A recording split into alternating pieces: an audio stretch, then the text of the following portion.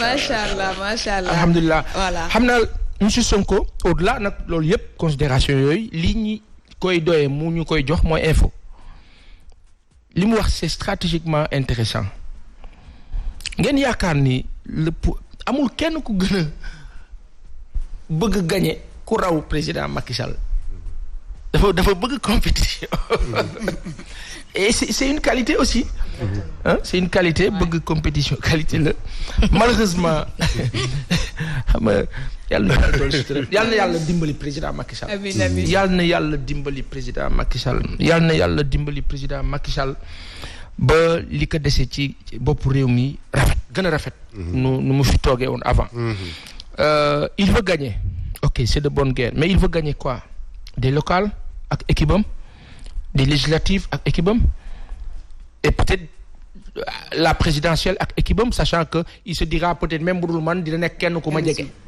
on le dit comme ça ñu ñàkk maandu après lii indi suspicion yi comme il est dans le ni oui ni non on se dit dafa bëgg a gàjjawaat dafa bëgg a toogaat monsieur Sonko il y va dans le sens où il fait comprendre que élection yi depuis 2012 à fi ñu toll ni gannaaw 2012 candidat bi fi ne di Macky Sall ak équipe am amul benn élection bu ñu gagné légalement monsieur Sonko moo ko wax fan la ko teg daf ko teg si que procédé bi ak procédure yi en amont parce que sàcc élection nii lu jafe la ci Sénégal ci jamono bi mais en amont mooy le président Abdoulaye Wade waxoon taal leen seen carte d'identité yi bu leen voté parce que kii gagné na ba pare ca fichier ba démb maa ngi dégg Omar Faye di ko rappeler démb plus de 500 000 personnes ou en tout cas sénégalais yoo xam ni dañ leen ci génne te alors que dañ ci waroon bokk muy beneen bi mooy les cartes d'identité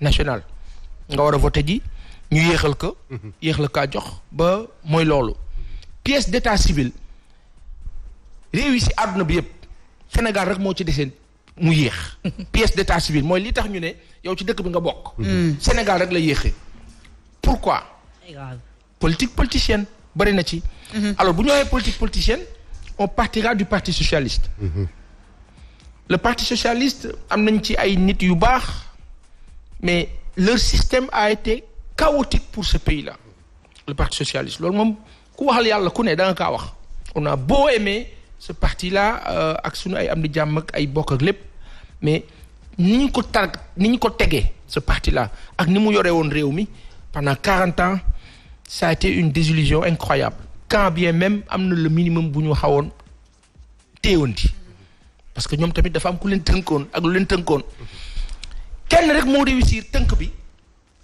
mu naxanteeg ñoom ba xaw a génn ci tënk bi malheureusement moment bi muy xaw a génn ci tënk bi c'était trop tard muy Abdoulaye Wade moom rek moo parvenir woon xaw ci génn ba def de sorte que ñi nga xam ne ñooy waa nasaraan mu ne leen ba place wala da ngeen ma koy abal parce que dama ko soxla mais c'était trop tard parce que fekk na li ñu naan injection bi war a dugg comme ñu ngi ci vaccin li ñu ko injecté def effet parce que su defutoon effet Wade doon na ràññatle depuis 5 6 7 8 années ou plus li ko rax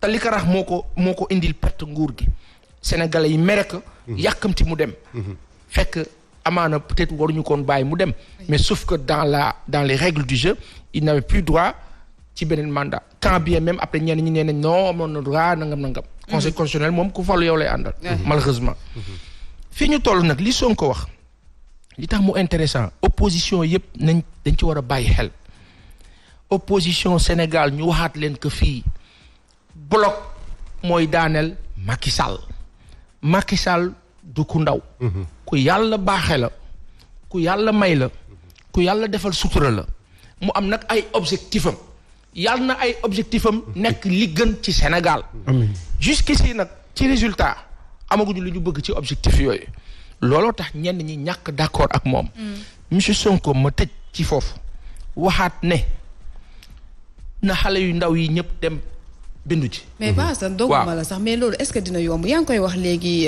que ne foog ñu def bloc mais au moment où yaa ngi waxu bloc mais gis nañ ne ba tey ñoom ci seen biir amuñu consensus boo xamante ni ki leen war a diriger muy ku jéggi. parce que ku ci nekk da ngaa bëgg a jiitu. voilà c'est ça moo tax est-ce que dina yomb. dafa am jiitu ak jiite. jiite dana laa xulli ne la jiiteel dégg naa wax bi. du noonu. noogu la de. noogu la kay laa xulli jox xar bi dañ laa xulli kay jox xar bi dañ laa xulli si bët ne la aw ñun yow la ñu bëgg nga téye loolu moo la jiite. jiitu nag moo naan maa jiitu man la jox leen ma. souvent jox leen ma nag bu ne léeg-léeg la yàlla xam doy na. moo tax il faut une opposition super méga terra supra et cetera intelligente pour s'en sortir parce que da ngeen am affaire ak ka nga xam ne daa am la ko tënk ak ña ko tënk te du moom rek ngeen amal affaire. C'est-à-dire opposition Sénégal vous n'avez pas affaire au président Macky Sall ni à l'APR. Vous avez affaire à des stratèges du monde.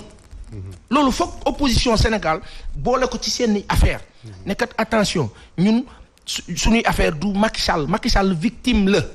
c'est-à-dire victime la boo xam ni. départ ba avant 2010 2011 2012 ku daan déglu Macky Sall li opposants yi di wax nii la daan wax ni c'est le même discours. C'est les mêmes revendications. Effectivement yoonuwul tegul nangam. waaw mu toog changé lu tax mu changé. nguur a neex dañ ko soppi au-delà de nguur wala transformé.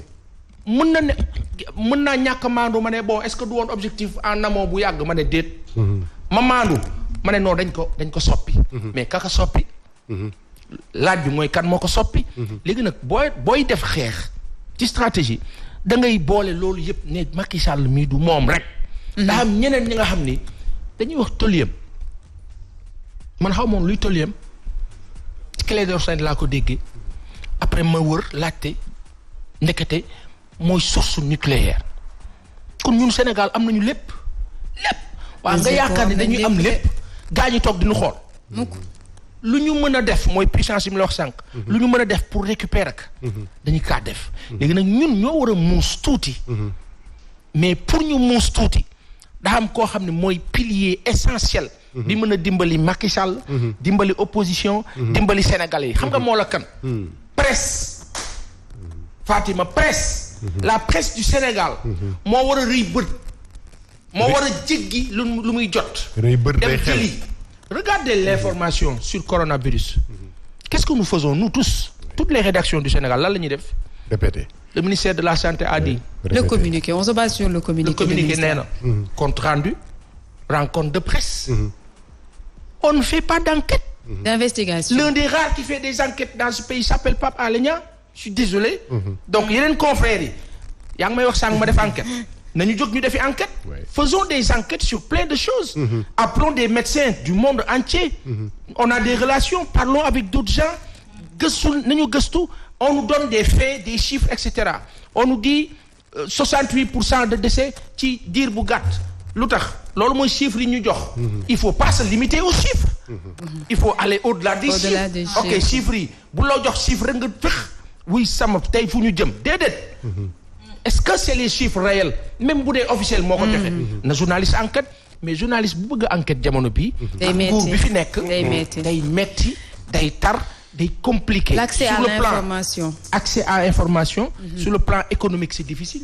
Un journaliste comme Pa Assane amul ay moyens pour def enquête. bu jëlee taxi jóge fii dem Liberté 6 boo xefee retour ba du ko yor. mais kooku mënul enquête. léegi kon nan la ñuy def kon fan la ñu jëm kon nit ñi duñu xam lu xew. musiba maa ba kumba. Heureusement que monsieur Sonko alerte. Heureusement que des gens comme lui. J'ai vu quelqu'un qui m'a interpellé la dernière fois bi ñu fi tuddee affaire Bougane bi. mouvement gëm sa bopp am na ku ma interpellé waxtaan bu sore. mu ne ma mais yéen vous voulez mettre Bougane ci escarcelle bi parce que c'est votre patron dama koy souligner fii c'est important. merci beaucoup nga souligner ko parce que man itam dama ciy sonn bu baax a baax. am na ñaar mën naa waxee ñaar. vas-y. wax ak dégg. ba ma neexee ka ma wax lu ni mel man la maa tey. kenn mënu si dara. wax ak dégg laa wax ba ma neexee ka ma ko wax man la maa tey maak moo ma far moo la ki nga xam ne moo maa jox salaire loolu benn la ba ma neexee laa wax. am na beneen bi xam nga moo la ban. mooy am na ma xel. nga yaakaar ne Bougane mën na ñëw rek wax ma rek mu dugg fii rek ma topp ko rek. xanaa man ça va pas doxewunu noonu. ka nekk ak sa liberté. ka mu neex ci biir kër gi. nga ànd ak Bougane. ka mu neex nga ànd ak keneen ci biir kër gi. loolu de laa fi gis. gisuma fi leneen. gisuma kenn ku fi taxaw Bougane ñëw ne la sa waay il faut nga taxaw ak man il faut nga jàppale ma amu fi gisuma ko fi. bis ba ma ko waxee nag man danaa ko wax man la ma xalaat si moom. eggaguñu foofu. wante il faut ñu comprendre benn affaire opposition au Sénégal bu ñëpp toogee ñu gis Bougane jóg dox danga kaa wax bu Ousmane Sonko waxee danga kaa wax. ba keneen waxee Barthélemy wax na ci liste électorale mu ngi ciy xeex mu ngi ciy liggéey lu mag danga kaa wax ainsi de suite. ba nga gisee ministre de la santé Abdoulaye Diouf Sarr di def la baax la am njëriñ. danga kaa félicité danga kaa wax. bu amee safaan it danga kaa wax. effectivement. pour le moment nag ñi nga xam ne ñooy opposition seen ay safaan intéressé guñu ndax yoraguñu nguur gi bis ba ñu ko yoree li ngay wax fii la yaa waxaat.